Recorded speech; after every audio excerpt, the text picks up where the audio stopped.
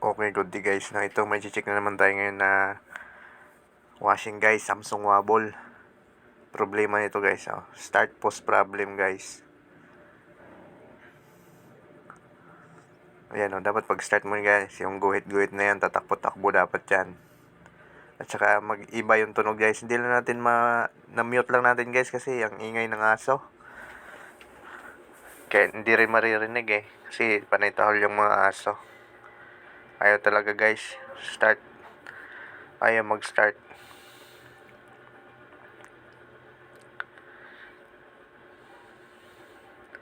Gagawin natin guys, buksan natin yung board na to guys. I-repair na lang natin tong board na to kung kaya pa.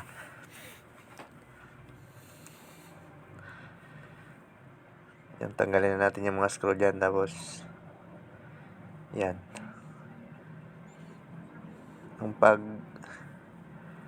ang pag-opera niyan guys, dito banda guys, sa may kanan banda sa ilalim niya. Diyan banda yung may mga salarin na parts guys. Yan, ganyanin nyo lang guys pag opera. Kami gumagamit lang kami ng panghinang. Bali, iniinit lang namin yung plastic na yan. Tapos yan, kudkurin natin yung mga jilin na yan.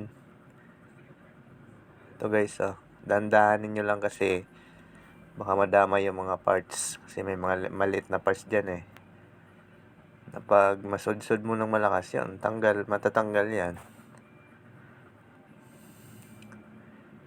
Yan, i-check natin yung mga parts dito guys kung may mga problema.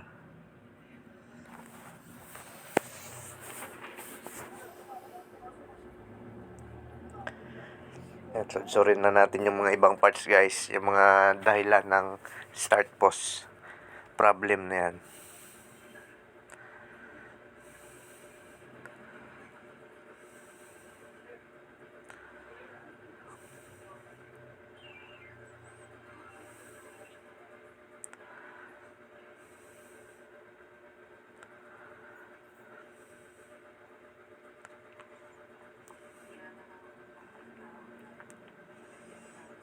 Tapos dito guys, itong maliit na to guys, yung parang kuto niya guys.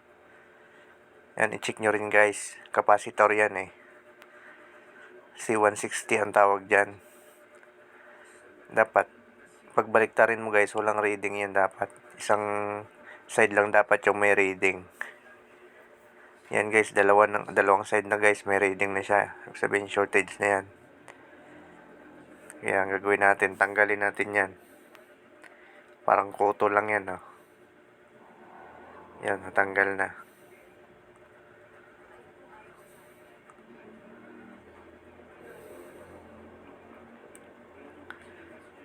Yan, i-testing na natin. Testing na natin kung okay na.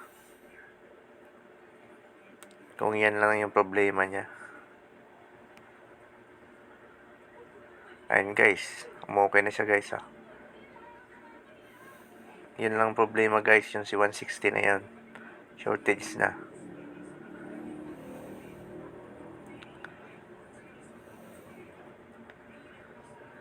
Yan, okay na siya. Lagay natin sa spin. Yun.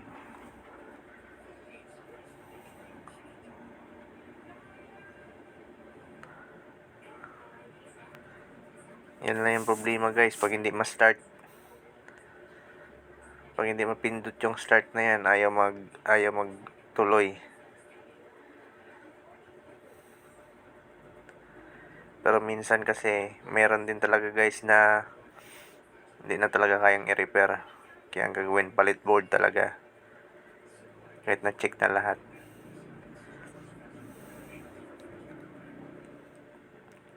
Yan, balik natin yung tinanggal natin. Tapos lagyan natin ng stick glue.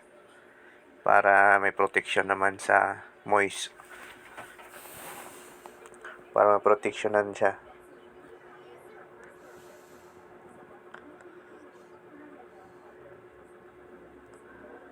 Lagyan lang natin ng stick glue.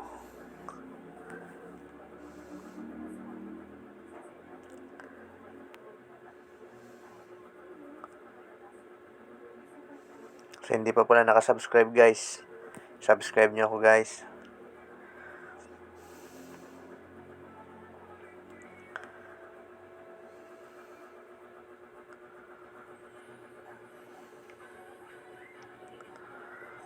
Ang paikutan lang natin yan para wala talaga makapasok.